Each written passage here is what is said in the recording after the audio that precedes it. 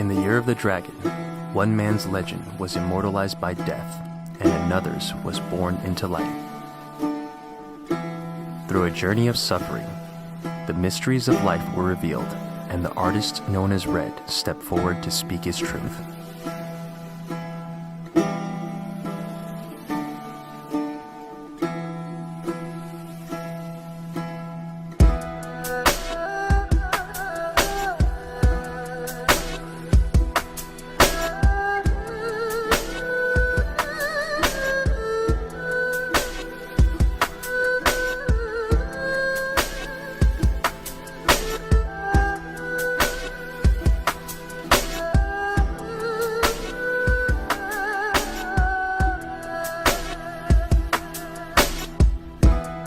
They call me Red. I love art. I live art.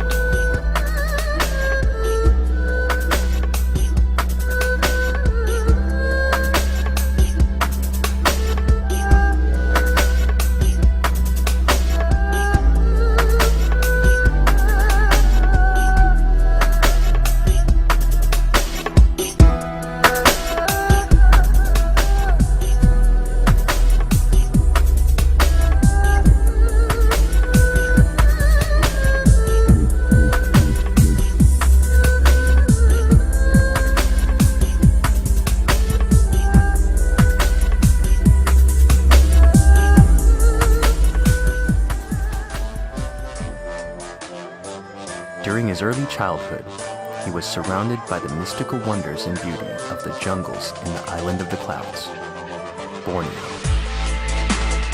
Adopted and raised by Chinese parents. At the same time, I grew up with the indigenous there, so the tribal people. I ran with them. I see diversity as far as culture goes. Due to running with the tribes, like I said, the people in the tribe, and raised by the traditional Chinese family, I have a comparison to see that, wow, I go home, we have a washing machine. I go run with the tribe, they wash their clothes in the river. I mean, the difference is like the material things. But eye to eye as a human being, the communication, the feelings, I see that we're all the same, By the time he was a young adult, the peace and serenity of nature was overshadowed by the confusion of mass media and industrialization while living in the United States. I drifted here to this country basically to learn the Western way, or to be educated with the collected data, as we call it, the books, and going through this as I was finishing up. And again, I believe there's something deeper than just books. And this type of environment. As a result of disarray, he intuitively sought to heal himself and traverse the waters of the Pacific Ocean to the ancient kingdom of Thailand. And therefore I went back to give myself a comparison, basically. I guess go back home to nature to find myself. And again, to be reminded by nature. While deep in meditation, the realization that the past and future are nothing more than illusory perceptions led him to the ultimate reality of the present, now moment. We connect with our hearts and allow our true selves to shine through. The heart behind the creation it comes from a feeling within me. The actual application is through my body, of course, the touch, the senses. The tools of the application would be, for example, tattoo would be working on human skin. A live canvas, if you want to call it that.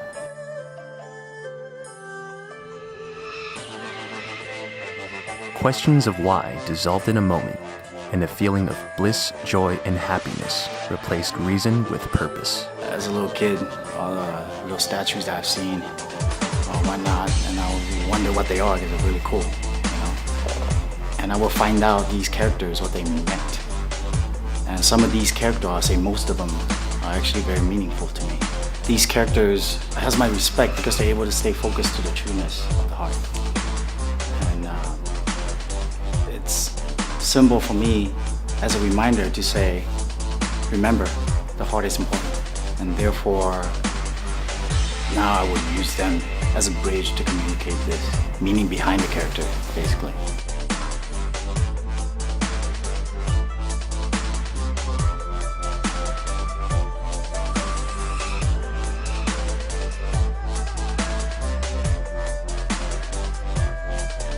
If you're gonna say something, say from your heart.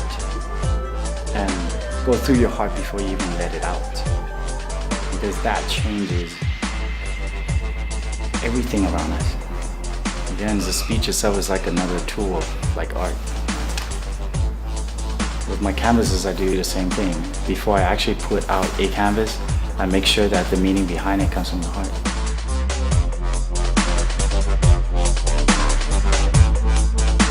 As I'm living through life, every part of it is the journey and is the destination at the same time. So I'll say life itself, in general as a whole, influenced me, my work. It is now that he shares his light with the world.